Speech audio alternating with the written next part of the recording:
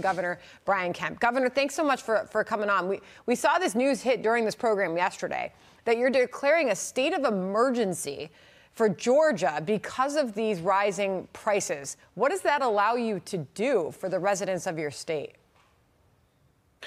Well, we suspended the collection of the motor fuel or gasoline or diesel fuel tax yesterday to help hardworking Georgians fight through Bidenomics. You know, I heard a lot about Bidenomics over the last 5 minutes waiting in the chair.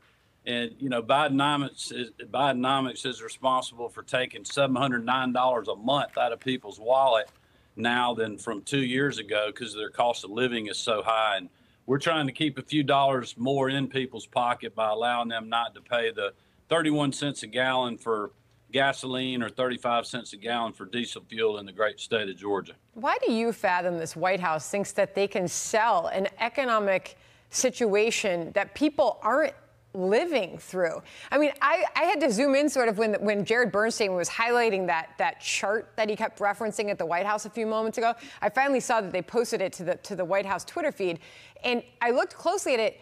The reason he keeps saying that wages are outpacing inflation is because they're comparing it to core CPI, which strips out gas prices, food prices, grocery store prices, the everyday things that people are experiencing. So can they continue to sell this or even try to sell this to the American people? Yeah, I wonder if you just had a family being interviewed or talking to them at the White House lawn about GDP. They don't care about those kind of things. They care about what they're paying when they go to the grocery store. They care about what they're paying when they go to the gas pump because of bad domestic energy policy and them getting squeezed every day trying to help their family survive and keep up with the cost of living. I just told the group today, you know, Biden's taking credit for driving inflation down. He created the inflation to start with. So he's fixing or trying to fix a problem that he created. But the bottom line is prices continue to remain high, and hardworking Georgians and hardworking Americans know that. And that's why people are not giving President Biden credit for this economy. And that's why they know that Bidenomics and picking winners and losers in Washington, D.C. is not working. Yeah, you know, and it seems that, I mean, this has happened from the beginning of time. Economists can step in, they can cherry pick data to try to make it look better. And one could easily make the case that that's what Bernstein was doing from the microphone at the White House. He's welcome to come on the program anytime to clarify what the actual economic picture is in this country, because it appears what they're touting is a drop of $1 in gas prices over, say, the past 6 months, a year. Gas prices have come down from that peak, and that is fact. But you're still looking at gas prices under this presidency up 60%. OK, in your state, you're dealing with slightly below that. Your prices have gone up 49%. But he said he wakes up every single day and checks AAA to see where those prices are. Consumer prices under this presidency up 16%. Here's what he said at that briefing on lowering energy costs for the American people. Listen. The president and congressional Democrats are cutting energy costs by investing in clean energy and reducing our dependence on foreign countries that often don't share our values.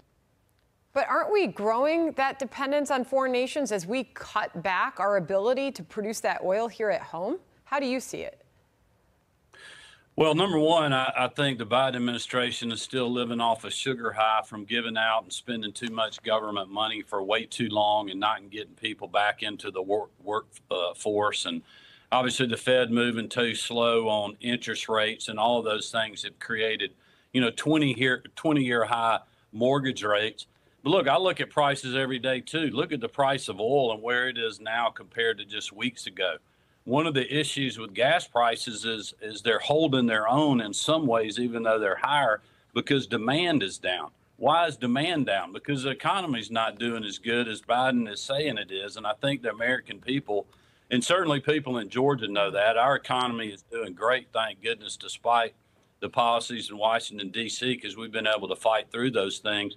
But we've also budgeted conservatively. We haven't spent too much money, which is allowing us to suspend the gas tax. We did that for many months last year with the support of the Georgia General Assembly and saved Georgia families and small business owners $1.7 billion.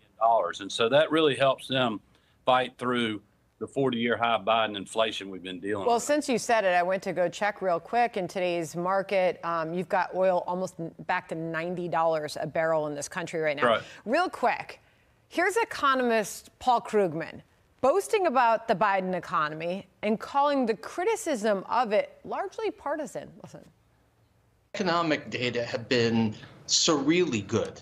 I mean, even optimists are just stunned by how quickly and how painlessly inflation has come down. Do you think this is all about narrative and politics, or is it really that certain parts of the population feel, you know, economically deprived rather than others? A very large part of it is partisanship.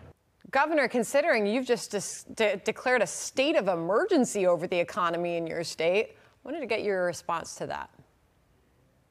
Yeah, I wouldn't think it's politics. I mean, look, you can go back and look at the policies when we came out of COVID. Look at what the Republican governors were doing, how quickly the economy recovered. In Georgia, for instance, our unemployment rate got back to post-COVID normals 9 months before the national average because we were open. We fought through that. You saw a lot of the other Republican-led states doing the same thing, and that's what really has propped up this economy in a lot of ways, even before some of this other stuff that's been going on. So I'm very confident the business-friendly policies that you're seeing. I mean, GDP in the South is outpacing the Northeast now. I think that really shows that, you know, this is not partisan. This is business-friendly governments. This is laws on the books, conservative budgeting, and other things that have given us a competitive advantage in states like Georgia, a lot of my neighbors in places like Florida, South Carolina, Tennessee, and others, and certainly Texas and many others that are outpacing the Northeast because we have free markets and we're allowing people to get after it and not picking winners and losers like they're doing in some other states and certainly in Washington, D.C. under this president. All right, Governor, good to have you on. And we'll keep watching those prices and hoping and praying that they eventually come down and that we have policies that lead to that. Thank you so much. Have a good one. Thank you. All right.